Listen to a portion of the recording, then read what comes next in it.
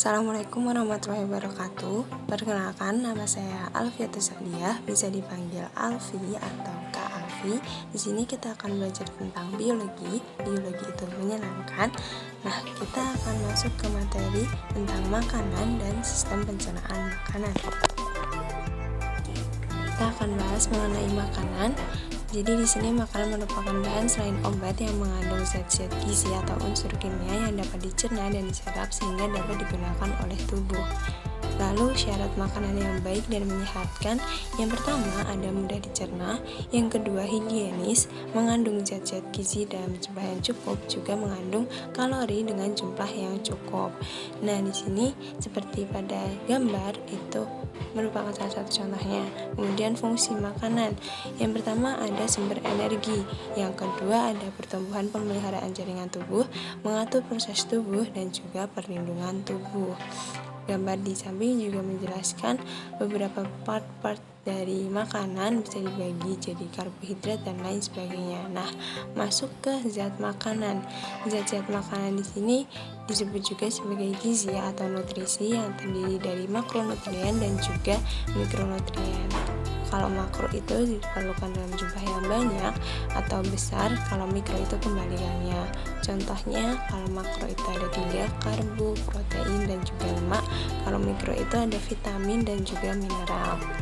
Lanjut, yang pertama ada karbohidrat, merupakan senyawa yang terdiri dari karbon, hidrogen, dan juga oksigen.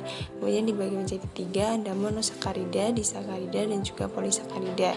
Di sini dibedakan berdasarkan gugus gulanya. Kalau mono itu 1, kalau di itu 2, kemudian poli itu banyak gugus gulanya. Kemudian sumber gula. Gula di sini bisa didapatkan dari glukosa, fruktosa, sukrosa, laktosa, galaktosa, maltosa, pati, glikogen, dan juga selulosa.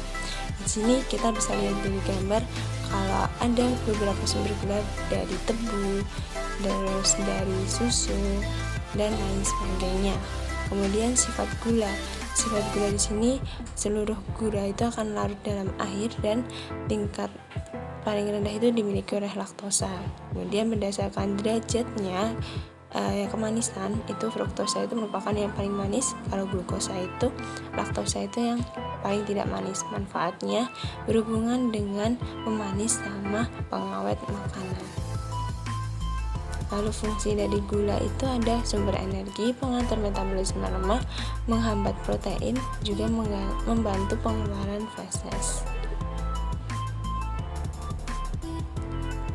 Nah, dari gula ini juga merupakan sebutan lain dari karbohidrat yang kita bahas yang pertama, bagian dari zat-zat pada makanan.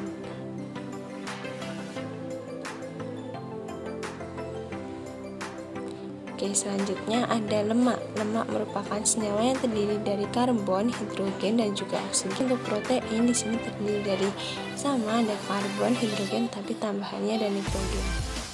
Kemudian sumbernya di sini bisa dilihat pada gambar, ada misalnya telur, kemudian daging-dagingan. Fungsinya mengatur keseimbangan tubuh. Sedangkan vitamin ini masuk ke mikronutrien atau dibutuhkan dalam jumlah yang sedikit, pengertiannya bisa kalian baca. Oke, selanjutnya pengelompokan vitamin ada 2, larut dalam air dan juga larut dalam minyak atau lemak.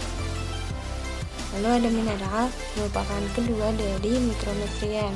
Di sini utamanya berperan dalam zat pembangun. Lalu masuk ke materi selanjutnya mengenai zat adiktif makanan, yang mana merupakan bahan kimia yang ditambahkan ke makanan. Selanjutnya ada sistem pencernaan makanan, di mana ada proses pengolahan makanan menjadi zat-zat makanan yang dapat diserap oleh tubuh.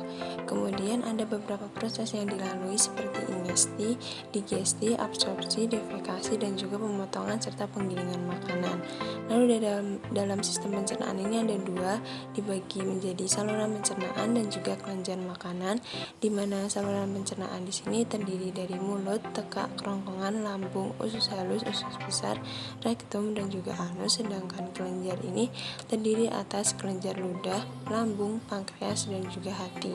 Gambar di tengah ini menunjukkan bahwa adanya beberapa organ dalam saluran pencernaan, yang mana ada mulut, kemudian di situ dijelaskan sampai anus. Yang pertama mengenai mulut, di sini ada gambar di mana mulut itu tersusun atas bibir, gigi, dan juga lidah. Di sini terjadi pencernaan makanan secara mekanis, yaitu oleh gigi, dan kimiawi itu oleh enzim amilase, yang mana dia menguraikan amino menjadi maltosa. Kemudian faring di sini berbentuk seperti tabung berhubung dengan rongga hidung. Lalu di sini berfungsi juga dalam memproduksi suara, lalu dapat membawa makanan dari rongga mulut menuju ke esofagus. Nah, di sini ada gambar yang menjelaskan di mana faring itu berada.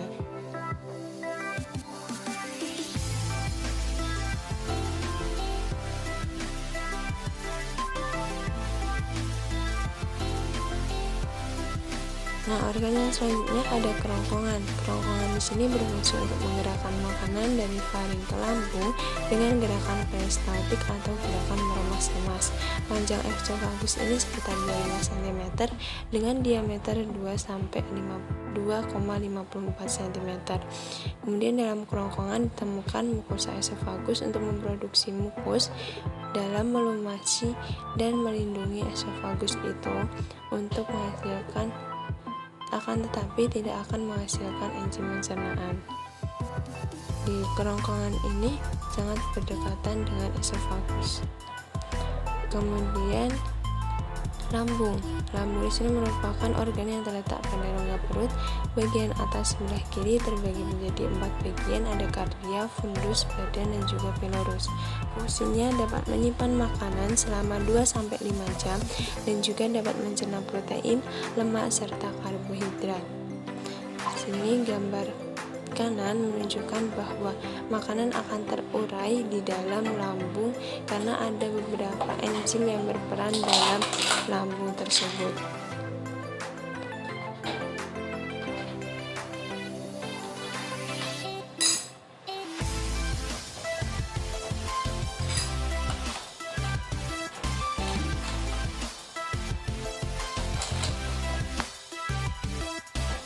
Organ selanjutnya yaitu pankreas.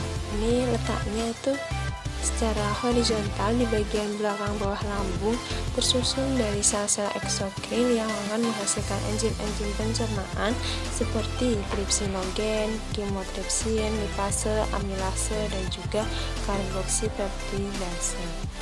Sini dalam pankreas yang letaknya tidak jauh dari lambung, dia berhubungan, kemudian merupakan bagian dari kelenjar pencernaan. Kalau lambung merupakan bagian dari saluran, kalau yang tadi merupakan kelenjar. Ini merupakan kelenjar pencernaan yang kedua, yang merupakan organ yang dapat mensekresikan empedu dan mempertahankan homeostasis gula darah, kemudian menyimpan mineral dan vitamin yang larut dalam lemak, lalu dapat juga memproduksi panas dari aktivitas kimia dalam hati.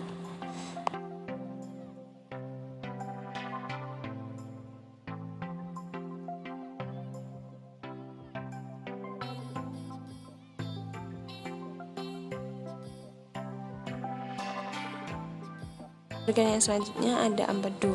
Empedu di sini berupa kantong berbentuk seperti terong, berukuran sekitar 8-10 cm, warnanya hijau, kemudian terdapat pada lekukan di bawah lokus kanan hati. Kemudian fungsinya untuk menyimpan cairan empedu yang disekresikan oleh sel-sel hati dengan kapasitas total 30-60 ml. Cairan empedu di sini bersifat alkali serta terdiri dari air, garam empedu, pigmen empedu, kolesterol, musin, dan lain sebagainya. Lalu organ yang selanjutnya ada usus halus. Usus halus di sini bentuknya tabung, terus letaknya ada di lambung dan di antara lambung dan juga usus besar. Usus halus di sini terdiri dari 3 bagian, ada usus 12 jari, usus kosong, dan juga usus penyerapan. Fungsinya untuk mencerna makanan. Lalu usus besar di sini merupakan lanjutan dari usus halus tadi. Dia tidak memiliki jonjot usus tetapi memiliki daya renggang yang besar. Terdiri dari apa saja? Ada sekum, kolon, dan juga rektum. Fungsinya untuk mengabsorpsi air yang ada di dalam usus tersebut. Lalu dalam menjalankan sistem pencernaan ada gangguan. Nah, gangguan di sini ada dua contoh yang kita dapat pahami secara langsung. Ada sariawan dan juga konstipasi, di mana sariawan ini merupakan luka pada mulut yang berbentuk bercak berwarna putih. Nah, kemudian yang kedua ini ada konstipasi, yang artinya pengerasan tinja yang berlebihan sehingga sulit untuk buang air besar. Nah, itu sekian video dari saya. Semoga bermanfaat. Wassalamualaikum warahmatullahi wabarakatuh.